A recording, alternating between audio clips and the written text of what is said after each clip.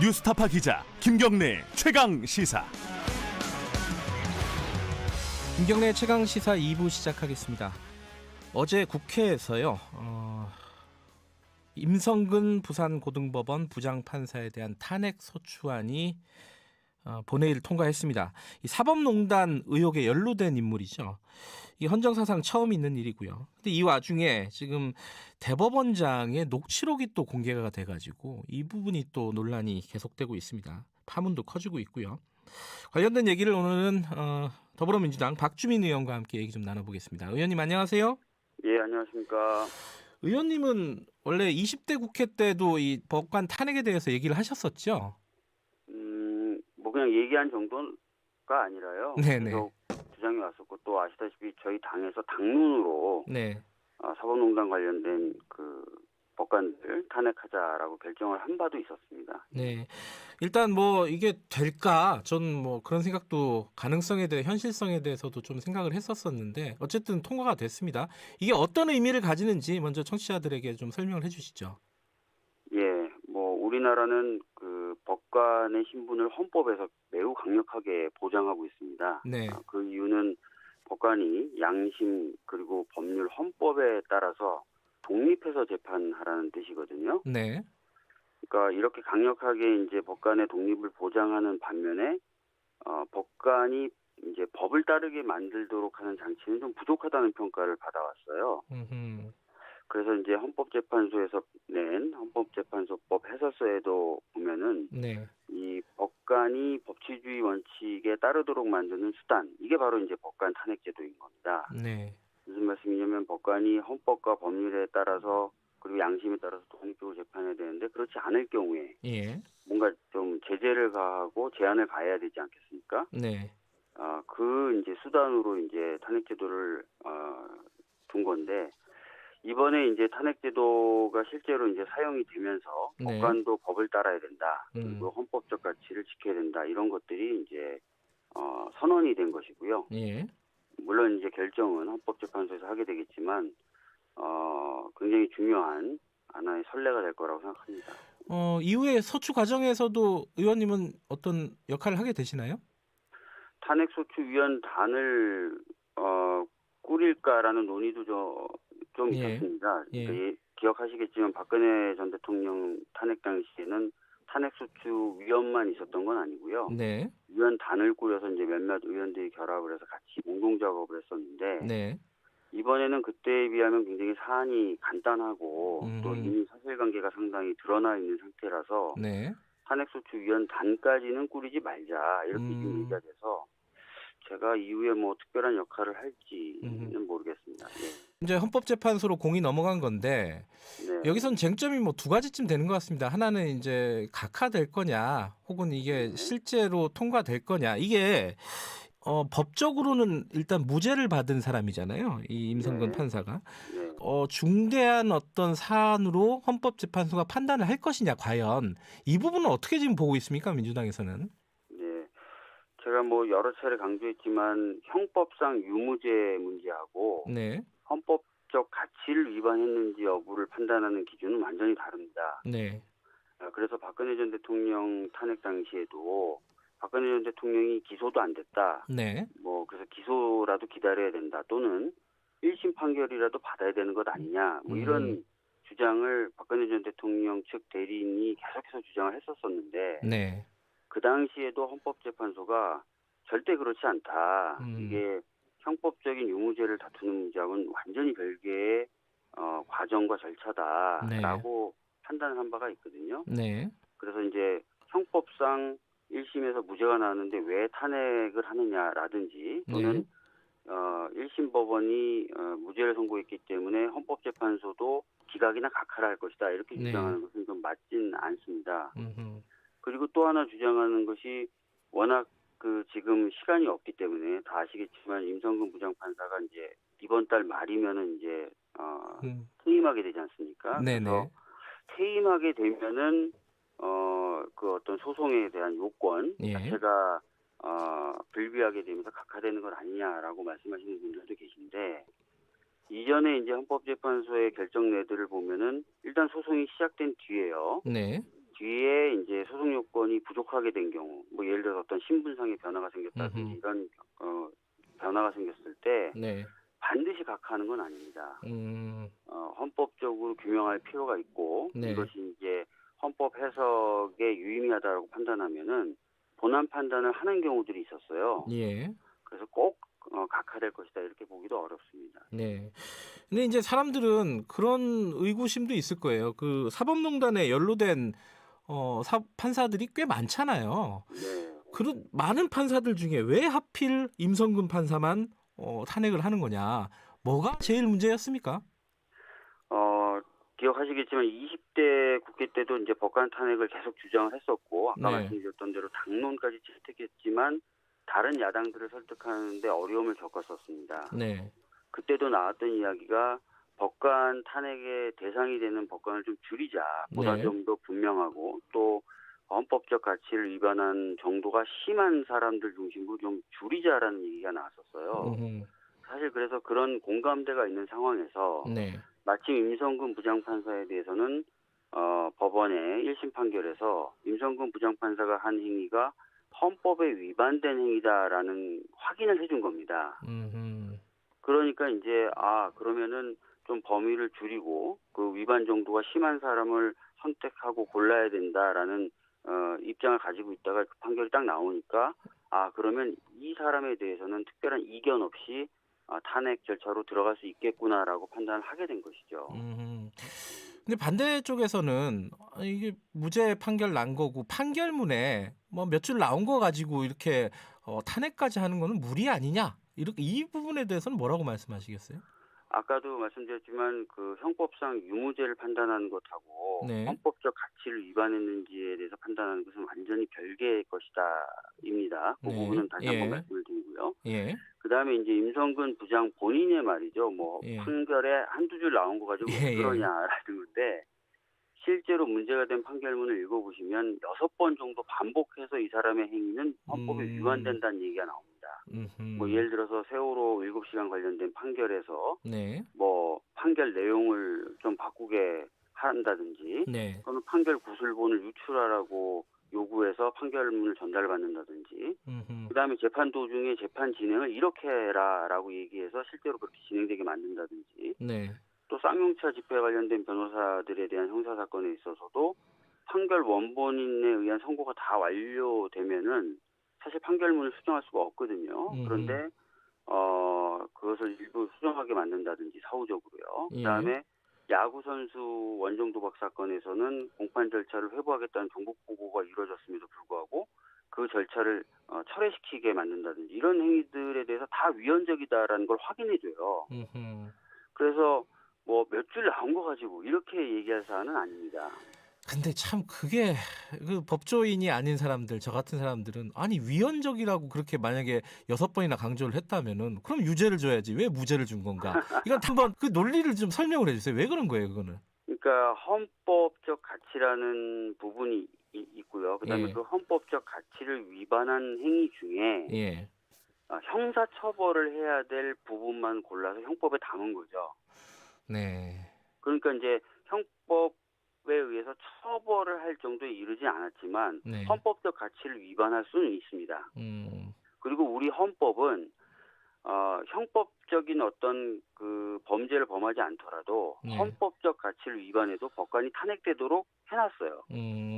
그러니까 이제 저희들은 그 헌법적 가치 위반을 이유로 탄핵 절차를 시도하는 것이고요. 네. 탄핵이라고 하는 것은 처벌이 아닙니다. 이것은 일종의 징계라고 보시면 돼요. 징계. 그러니까 우리가 회사 다닐 때도 네. 무죄가 나와도 징계되는 경우가 있지 않습니까? 그렇죠. 어떤 뭐. 문제가 돼서. 예. 이거는 법관에 대한 징계다. 이렇게 보시면 이해하시기가 쉽습니다. 근데 야당은 그렇게 얘기하잖아요. 또 어제도 그 얘기가 본회의 때 나온 것 같은데 이게 법사위에서 조사를 해야 되는 거 아니냐. 조사 절차를 왜 안 밟냐. 이걸 왜 생략했냐. 이 부분에 대해서는 뭐라고 하시겠어요? 지금까지 이제 탄핵이 몇 차례 시도가 됐고 예. 성공한 경우도 있고 뭐 성공하지 못한 경우도 있었는데요. 네. 그 어떤 경우이든 법사위에서 별도의 조사 절차를 진행한 바가 없습니다. 두 번째는 네. 이 사안은 아까 말씀드렸던 것처럼 1심 법원의 판단까지 나왔을 정도로 다른 사안에 비하면 훨씬 더 사실관계가 명확하게 규명돼 있는 사안입니다. 네. 박근혜 전 대통령의 탄핵 같은 경우에도 박근혜 전 대통령 본인에 대해서 기소조차 되지 않은 상태에서 시작된 거예요. 네. 그 이전에 노무현 전 대통령님에 대한 탄핵도 역시 비슷한 상황이었었고요. 예. 또 그 전에 이제 대법관에 대한 어떤 탄핵 시도나 이런 경우도 뭐 기소 뭐 이런 거 없는 상태에서도 진행을 했었던 거거든요. 네. 그런 사안들에 비하면 굉장히 이제 사실관계가 명확하게 드러난 상태라는 것입니다. 네. 그렇기 때문에 특별히 또 별도의 조사가 필요 없다는 것이죠. 그리고 마지막으로 좀 말씀드리면 네. 야당에서는 그렇게 얘기합니다. 아니 이제 곧 퇴임을 앞두고 있는 네네. 법관이다. 시간도 없고 그래서 탄핵 소추가 시작돼도 이 사람이 중간에 퇴임하게 되면 여건이 불비하게 돼서 법원 헌법재판소가 각하를 할 가능성도 많은데 왜 하냐라고 얘기합니다. 네. 그렇게 많이 비판을 했거든요. 네. 정작 그렇게 비판하면서도 시간을 소비할 수 있는 조사 절차를 해야 된다라고 얘기하는 건 앞뒤가 안 맞죠. 야당 입장 하나 더 여쭤보죠. 사실 이제 그 박주민 의원이나 뭐 이탄희 의원 같은 경우에는 그 뭐 21대 국회 전부터 이 탄핵에 대해서 강하게 주장을 하고 있었지만은 네. 당내에서도 그렇게 다수가 찬성한 건 아니었어요. 목소리가 그렇게 크진 않았어요. 그래서 최근에 갑자기 높아진 건 사실이란 말이죠. 이 목소리가 탄핵에 대한 의견이. 그런데 이거는 이제 여당에 대한 각종 불리한 판결이 나왔기 때문에 사법부 한번 손봐야 되는 거 아니냐. 지금 이런 민주당 내 탄핵에 대한 여론이 갑자기 뜨거워진 거 아니냐. 이런 거에 대해서는 뭐라고 하시겠어요? 아까도 말씀드렸지만 20대 국회 때부터 제가 주장해 네. 왔던 그건 것뿐만 알죠. 아니라 네. 뿐만 아니라 예. 당론으로까지 결정했었던 문제예요. 음. 그러니까 그걸 꼭 기억하셔야 돼요. 그래서 뭐 원내대표 그 당시 원내대표였던 홍영표 의원님 예. 같은 경우 정론관에 서서 기자회견도 하고 음흠. 20대 국회 때요. 네. 다만 의석이 부족해서 하지 못했던 거죠. 음흠. 자꾸 이거를 기억을 못 하시는 건지 아니면 의도적으로 얘기를 안 하는 건지 네. 20대 국회 때부터 얘기했고 20대 국회 때도 임성근 부장판사는 탄핵 대상 저희가 고려했던 탄핵 대상 중에 주요한 대상이었어요. 갑자기 한 게 아니다. 갑자기 한 게 아니에요. 이거는 기사만 검색해봐도 금방 알 수 있는 겁니다. 그래서 제가 이틀 전인가요? 3일 전 기자간담회 하면서 억울하다. 왜 그렇게 얘기하냐. 그럼 20대 국회 때 했던 거하고 당론으로 채택했던 건 다 뭐가 되냐. 네. 이렇게 얘기를 했을 정도인데 그걸 분명히 기억해 주셔야 되고 예. 21대 국회 돼서도 많은 의원들이 얘기했던 게 맞고요. 또 이 탄핵 작업이라는 걸 시작한 게 네. 며칠 전부터 시작한 게 아니에요. 굉장히 많은 의원들이 모여서 논의하고 대상에 대해서 검토하고 그다음에 물밑으로 의원들한테 설득을 하고 그다음에 소추안 서명 받기 전에 제안서라는 형태로 서명을 먼저 받고 네. 지도부하고 협의하고 의총을 2번 거치고 이런 작업을 거쳤던 거지. 네. 이걸 뭐 어떤 불리한 판결이니까 야 하자 갑자기 이게 아니라는 거예요. 그리고 예. 분명히 아시겠지만 의총에서도 여러 의견들이 나오고 그런 토론들이 거쳐지고 그다음에 이제 지도부도 신중한 모드를 취하고 했었던 모습도 다 보도가 됐었잖아요. 네. 네. 목소리가 굉장히 억울하신 것 같습니다, 진짜로. 아니 왜 기억들을 못 하시는 건지 모르겠고 아니면 기억을 하시면서도 말씀을 안 하시는 건지 모르겠고 야당 의원님들은 왜 그러신지 모르겠어요. 이 와중에 지금 김명수 대법원장의 녹음 파일이 공개가 돼가지고 이게 사건이 좀 단순한 사건이 아닌 게 돼버린 게 대법원장이 임동근 판사의 사표를 지금 국회 탄핵 봐야 되니까 못 받겠다 이거잖아요. 한마디로 말하면 녹취를 보면은 이거 어떻게 봐야 돼요? 우선은 뭐 그 임성근 부장하고 김명수 대법원장 간의 뭐 대화나 이런 내용하고 뭐 이번 진행된 절차는 완전히 별개의 것이고요. 예. 그다음에 두 번째로 말씀드릴 거는 한마디로 말하면 그거잖아요라고 지금 예. 김경민 기자님께서 예. 말씀하셨는데 맥락을 읽어보면 다양한 해석이 가능하겠더라고요. 어떤 그러니까 너 탄핵돼야 되니까 지금 당장 네 사표 못 받아라고 하는 거로 어떤 분들은 해석을 해서 자꾸 문제 제기를 하는 건데 네. 또 다른 분들 말씀하시는 거 들어보면 그거 쭉 읽어보면 예. 야 어차피 탄핵되거나 그럴 일도 없어. 그러니까 뭐 너무 걱정하지 마. 뭐 이러면서 그렇지만 지금 뭐 네 수표를 당장 바로 이렇게 수리해 버리면 국회 쪽에서 공격이 들어오면 사법부가 정치 쟁점에 휘말리게 되잖아. 별 뭐 걱정할 것도 없는데 뭐 좀 기다려봐. 이렇게 그냥 얘기하는 거로도 읽히거든요. 그러니까 그 맥락이나 이것은 다양한 해석이 가능할 것 같아요. 근데 이게 해석이 가능하다 하더라도 네. 이 사법부의 수장이 입법부의 뭔가 눈치를 본 건 사실인 거잖아요. 이렇게 보든 저렇게 보든. 그러니까 탄핵이라는 헌법 절차가 국회에서 논의가 되고 있었던 상황이거든요. 예. 그럴 때 이제 예를 들어서 사표 수리를 바로 한다. 네. 그러면 사실상 이게 입법부를 무시한 사법부의 처신이 될 수도 있는 거죠. 네. 가령 저희들이 그렇게 문제 제기하는 경우들이 있습니다. 예를 들어서 공무원들이나 네. 검찰이나 이런 경우 문제 제기가 예상이 돼요. 뭐 국정감사나 이렇게 시작되면. 네. 근데 그 사람들을 바로 그냥 사표 수리를 해가지고 떠나보낸단 말이에요. 네. 그럴 경우에 이제 저희들이 뭐라 그러죠. 아니 네. 분명히 우리가 문제 제기도 할 거고 여러 가지 뭐 할 건데 왜 이렇게 갑자기 이 사람들 신원을 정리해 주냐라고. 네. 그러니까 아마 그런 정치 쟁점에 휩싸이는 법원 전체가 휩싸이는 거에 대해서 뭐 대법원장 입장으로서는 조금 곤혹스러웠을 수도 있을 것 같아요. 그렇지만 네. 대화 자체를 읽어보시면 너 탄핵돼야 돼. 그러니까 나는 너의 탄핵을 위해서 사표 수리할 수 없어라고 얘기하는 건 아니거든요. 네. 그런데 또 한편으로 생각해 보면요. 네. 이 임성근 부장판사는 지금 재판받고 있는 사람이잖아요. 네네. 근데 사법부의 수장이 그런 사람들을 따로 사적으로 만나가지고 이런 얘기를 하는 게 적절한 것인가? 이런 의문도 들더라고요.